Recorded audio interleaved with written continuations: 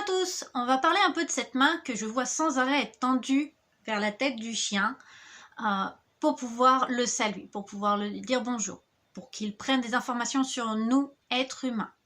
Ça peut être un chien que vous croisez dans la rue, un chien que vous allez rencontrer chez des amis. Cela peut être des gens qui viennent agir ainsi vis-à-vis de votre propre chien. J'utilise Bruni, oui, j'ai nommé ma peluche, pour éviter de faire un exemple avec un chien qui pourrait être mal à l'aise vis-à-vis de certains de mes gestes. Bruni est tolérant vis-à-vis de tous mes gestes. Très souvent, on va voir ce geste. J'avance la main et le chien vient me la renifler. Sauf que, en réalité, déjà à cette distance, ou même plus loin encore, le chien peut très bien prendre mes odeurs. Les chiens ont des capacités olfactives bien supérieures aux nôtres. Ils pourraient très bien vous dire quel chien est passé sur le trottoir, si c'était il y a longtemps, si c'était récent, si c'était un mâle, une femelle, par où vous êtes passé, s'il peut identifier le sol sur lequel vos chaussures ont marché. Donc il n'a absolument pas besoin de votre main. Qui plus est, ce n'est pas forcément la partie de notre corps par laquelle nos odeurs sont les plus présentes.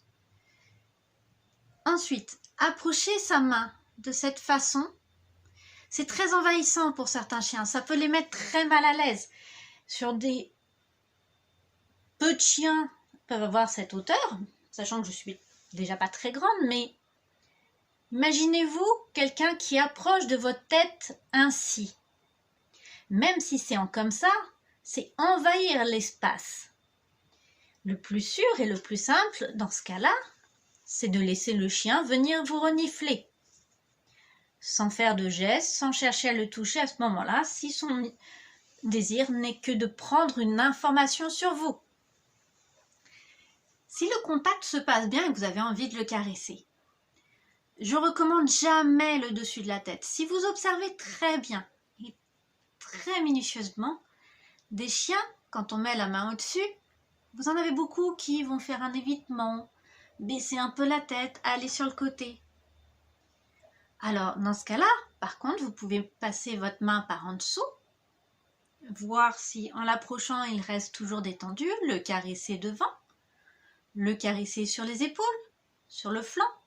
Alors, là, je passe ma main par-dessus pour vous montrer correctement, mais je vous suggère de jamais passer votre main par-dessus sur un chien qui ne vous connaît pas. Vous avez plusieurs astuces. Première, c'est aussi de demander au maître. Mais bien retirer cette main qui ne fait qu'envahir l'espace d'un chien qui potentiellement pourrait être mal à l'aise. Donc pensez bien, gardez à l'esprit, le chien, il a une truffe incroyable. Donc il n'a absolument pas besoin de votre main pour prendre des informations sur vous.